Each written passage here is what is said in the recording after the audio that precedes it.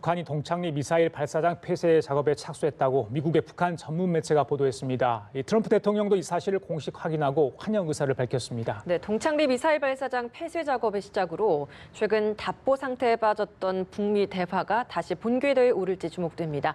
관련 내용 살펴보도록 하겠습니다. 진희관 인제대 통일학부 교수 나와 계십니다. 어서 오세요. 네, 안녕하십니까. 네, 어서 오십시오. 예.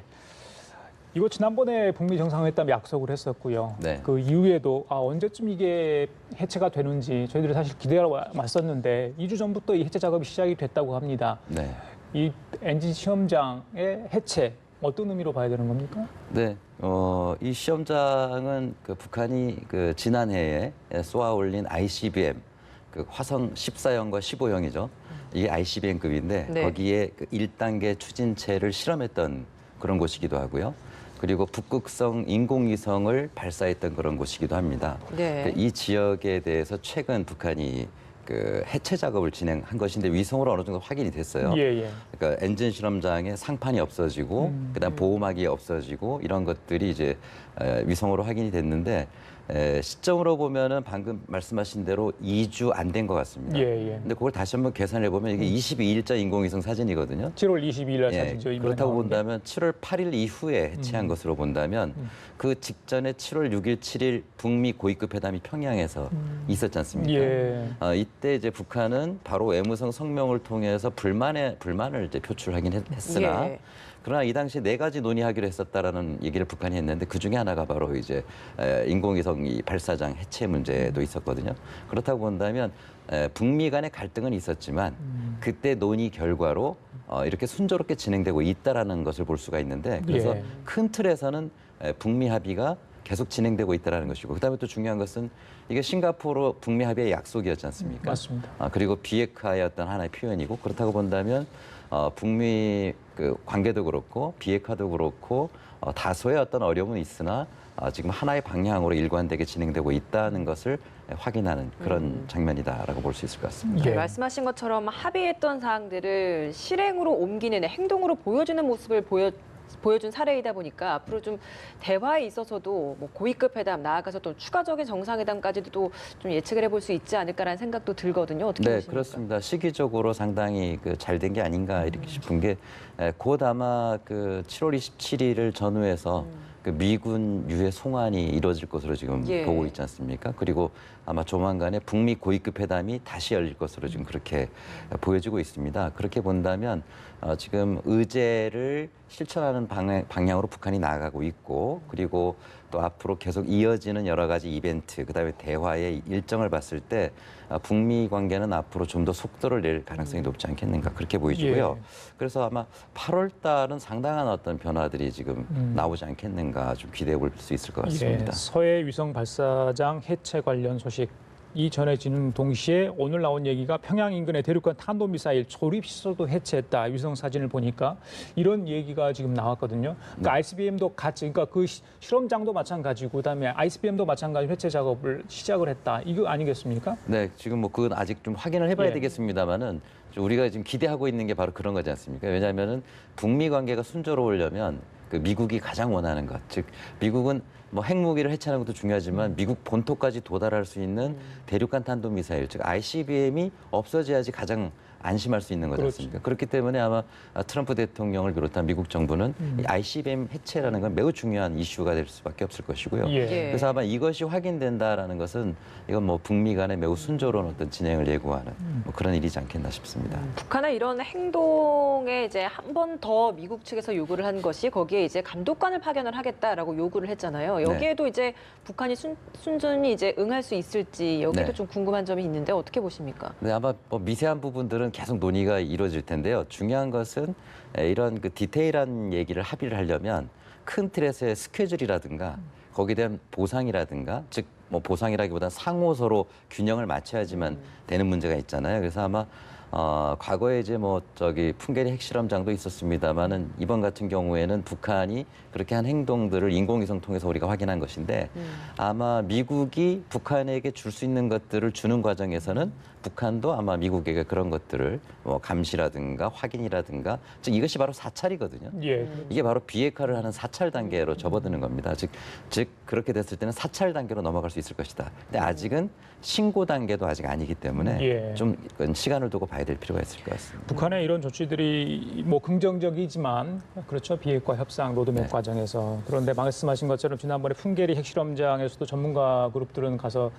관찰할 수 없는 상황이었고 이번에도 참 이 감독관 배치 문제가 뭐 아직까지 확정이 되지 않는 상황이어서 확실하게 뭔가 좀 신뢰를 하려면 이 부분도 좀 북한이 수용을 해서 갈 수 있었으면 좋겠다 이런 생각을 해봅니다. 예, 자 그리고 일단 이런 문제와 관련해서 해체 작업 같이 맞물려 가는 상황. 그러니까 방금 제가 말씀드렸던 이후에 또 추가적인 어떤 조치가 있을 것인지 저희들이 좀 계속해서 이런 것들 기대해도 될런지 또 미국은 계속해서 이걸 요구할지 그 부분은 어떻게 보십니까? 지금까지 북한이 보인 행동은 매우 좀 일관된 것 같습니다. 그러니까 약간의 마찰은 있더라도 그 작년 11월 29일이죠. 화성 15형을 완성했다라고 하면서 핵무기와 그다음에 미사일을 완성 선언을 하고 그리고 앞으로는 핵 가진 국가로서 평화를 위해서 노력할 것이다.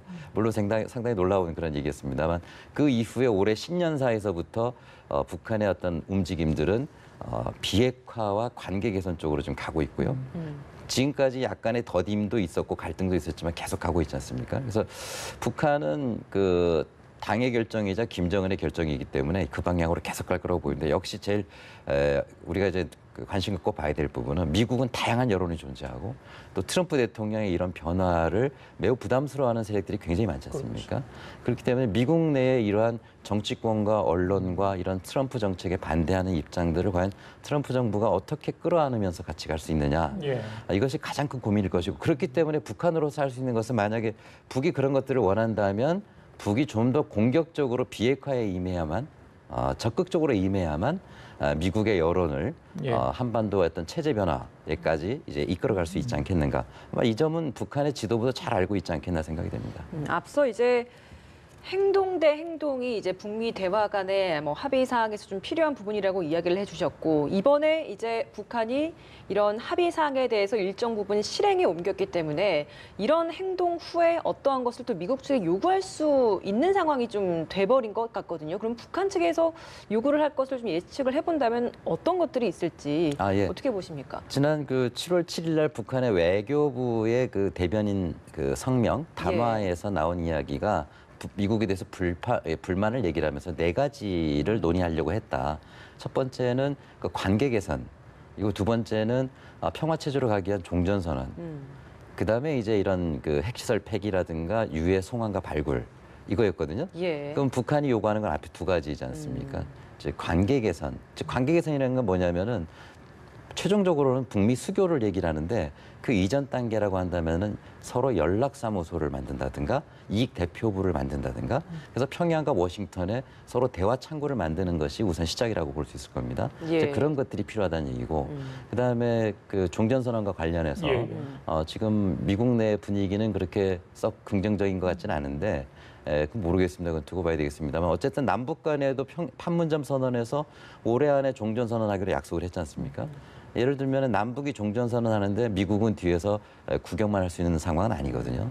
또 종전선언이라는 게 무슨 책임을 요하는 게 아니라 예. 일종의 그 MOU 체결과 같이 앞으로 우리가 사이좋게 지낸다라는 그런 선언이란 말이에요. 그렇기 때문에 이걸 못할 이유도 없거든요. 어쨌든 그 북한이 요구하는 건 그 크게 두 가지다라고 볼 수가 있고 그래서 지난 11일인가요? 트럼프가 유럽을 가면서 북한에게 줄 작은 선물이 있다. 내가 가지고 있고 내가 건네줄 때 알 수 있을 것이다라고 그랬는데 모르겠습니다. 북미 간의 어떤 대화 채널을 통해서 그런 얘기가 긴밀하게 오갈지 모르겠습니다만 어쨌든 북한의 요구사항은 그 두 가지 그리고 트럼프의 선물은 그 두 가지 중에 하나일 때 그게 아마 선물로서 의미가 있을 것이다. 종전선언 말씀을 해주셔서 여쭤보고 싶은 부분이 사실 우리나라는 올해 안에 종전선언을 하고 싶다라고 이야기를 했고 미국에서는 지금 미국 내에서는 종전선언을 그닥 호의적으로 바라보지 않고 있다라고 이야기를 해주셨기 때문에 종전 선언을 두고도 각 나라마다 이제 원하는 시기가 좀 다 다를 것 같거든요. 어떤 시기가 즉 뭐 예를 들어 뭐 먼저 종전 선언을 하는 것이 좋은지 아니면 또 동시에 하는 것이 좋은지 아니면 후에 하는 것이 좋은지 비핵화 협상에 있어서 뭐 어떤 부분 어느 시기가 제일 좀 좋다라고 보십니까? 아마 이제 나라마다 관심사들을 본다면 우선 남북 간에는 합의를 이미 올해 안에 하기로 했고요. 또 북미 간에는 아직 어떻게 될지 알 수 없는 상황이고 중국은 지금 구경하고 있지만 매우 관심이 높은 그런 상황인데요. 일단 중국 입장은 조금 다른 것 같습니다. 왜 그러냐면 한국 전쟁 끝나고 정전협정에 네 나라가 사인을 한 것으로 우리가 볼 수 있습니다만 중국은 정전 체제에 사인했지만 이미 한국과 미국과 수교를 했잖아요. 즉 정상적인 외교 관계를 수립해 있습니다. 그러니까 정상적인 외교 관계라는 건 전쟁을 안 하는 관계를 얘기하는 거거든요. 그래서 중국은 종전 선언을 대하는 자세가 분명히 나머지 세 나라와는 다를 수밖에 없다. 그러나 북한 입장에서는 미국과의 종전 선언이 건 대단히 중요한 일이라고 볼 수 있을 겁니다. 그래서 가능한 한 빨랐으면 좋겠지만 그러나 그런 것들은 결국 북한이 좀 더 적극적인 액션을 보였을 때 그게 미국에서도 그런 여론이 형성되지 않겠는가 생각이 듭니다. 알겠습니다. 그 북한이 서해 위성 발사장 해체를 시작을 했다. 그리고 그동안 보였던 어떤 긴장 완화를 위한 어떤 조치들, 그래서 북한이 뭘 요구를 할지 여러 가지가 있지만 그 중에 하나가 아마 대북 제재 완화 내지 해제 아닌가 싶어요. 그런데 그 동창리 발사장 해체 소식이 전해진 날 이 대북 제재 주의보를 발표를 했어요. 미국 정부가. 이건 새로운 대북 제재는 아니다 이렇게 확실하게 선을 그었고요. 하지만은 이 부분은 북한을 충분히 압박할 만한 내용이 아닌가 이런 생각이 들거든요. 네, 사실 대북 제재가 북한을 압박하는 것도 사실이고요. 또 앞으로 남북 관계에서도 예를 들면 동해선과 또 경의선 철도를 연결하고 현대화하고 그다음에 앞으로 뭐 지하자원을 공동 개발한다든가 PNG 파이프라인을 연결한다든가 여러 가지 모든 사업들이 제재 하에서는 현실적으로 매우 어려운 점이 있습니다. 그렇기 때문에 제재를 해제하는 것은 비단 북한만의 문제가 아니다라고 할 수가 있고요. 그리고 아마 그럼에도 불구하고 중요한 것은 제재라는 것은 결국 북한을 압박하기 위한 것이 아니라 이건 수단이고 결국 북한의 비핵화를 위해서 제재를 하는 것이지 않습니까? 그렇죠. 그래서 북한이 비핵화를 어떻게 어느 정도까지 하느냐에 따라서 제재가 해제되는 수위는 달라질 수가 있고요. 그다음에 한 가지 더 주목할 만한 부분은 유엔의 제재 같은 경우에는 유엔의 위원회가 있습니다. 더 커미티가 있는데 위원회에서는 우리의 목적과 일치한다라고 했을 경우에는 제재를 면제할 수가 있습니다. 이런 점들을 우리 정부는 꾸준히 확인하고 위원 안보리에다 요구하는 이런 걸 통해서 어떤 미국의 제재가 존재하는 하에서도 우리가 할 수 있는 것들을 좀 찾아나가는 게 중요하다고 볼 수 있을 것 같습니다. 예. 또 국내에서도 참 이야기가 많이 나왔었던 주한미군 병력 감축 문제에 대해서 이제 어제 미국 내에서 의회가 의회 승인 없이는 감축을 할 수 없다라는 것을 또 이야기를 했습니다. 뭐 이 부분에 대해서 이제 어떤 의미인지를 짚어봐야 될 것이 미국 내에서 이제 트럼프 대통령에 대한 좀 정치적인 견제 조치로 저희가 해석을 해야 되는 건지 어떻게 볼 수 있을까요? 뭐 견제 정도가 아니라 더 센 것도 하고 싶을 겁니다. 왜냐하면 기존의 체제에 도전하는 일들을 많이 하고 있거든요. 이란과의 핵 합의도 폐기해버렸잖아요. 이것도 굉장히 놀라운 일이었죠. 그렇죠. 서방의 G7 모든 나라가 그러지 말라고 하는데도 폐기해버렸거든요. 그리고 주한미군 문제도 그렇고 한미 군사훈련 문제도 그렇고 트럼프가 대통령이 할 수 있는 모든 것을 지금 다 하고 있습니다. 그렇기 때문에 아마 의회에서는 안전장치로서 이런 것들을 이제 계속 법안으로 만들고 있는 아마 여러 개가 지금 만들어진 걸로 알고 있어요. 예. 근데 어쨌든 중요한 것은 트럼프라는 사람은 오랜 기간의 냉전, 즉 동아시아의 냉전 체제라든가 이런 걸 또 샌프란시스코 체제라고도 얘기하는데 이 체제에 도전을 하고 있거든요. 그렇다고 한다면 기존 체제에 살았던 기존의 제도에서 생활해 왔던 정치권이라든가 이런 데서 상당히 당황할 수밖에 없지 않겠는가 이런 생각도 드는데요. 어쨌든 이러한 트럼프의 도전이 한반도에 새로운 어떤 또 변화와 희망을 불어넣는 것도 사실이다. 그런 점에서 매우 아이러니가 아닌가 이런 생각이 듭니다. 예. 그리고 어제 이제 국회에서 국방부가 국회 보고한 내용 중에 이 비무장지대 내 GP 병력과 장비를 시범적으로 철수하겠다. 지난번에 장성급 회담에서 나왔던 내용 중에 하나인데 이걸 좀 확인을 해준 것 같습니다. DMZ의 비무장화 일단 시범이고요. 나중에는 이제 전역으로 확대를 하겠다는 것 같아요. 그렇다면 북한의 GP 경계 초선은 어떻게 되는 거고 그쪽은 뭐 어떤 우리가 이렇게 조치를 취하는데 북한 애들은 어떤 조치를 취해야 되는 거 아닌가 이런 질문이 나올 수밖에 없잖아요. 어떻게 예, 보십니까? 뭐 당연한 말씀이죠. 예. 그러니까 우리만 없애는 게 아니라 북도 같이 없애야 되는 것이고요. 이게 판문점 선언의 남북 정상이 합의한 내용이잖아요. 비무장지대의 비무장화. 예. 근데 비무장지대 안에는 무장을 해서는 안 되거든요. 이게 정전협정입니다. 근데 원래 지금은 그게 뭐 정석이죠. 그렇죠. 그러니까 예. 지금 정전협정보다 뒤로 후퇴되어 있는 상태거든요. 그래서 비무장지대 안에는 GP는 어쩔 수 없이 돼야 될 수는 있어요. 그냥 관리를 해야 되기 때문에.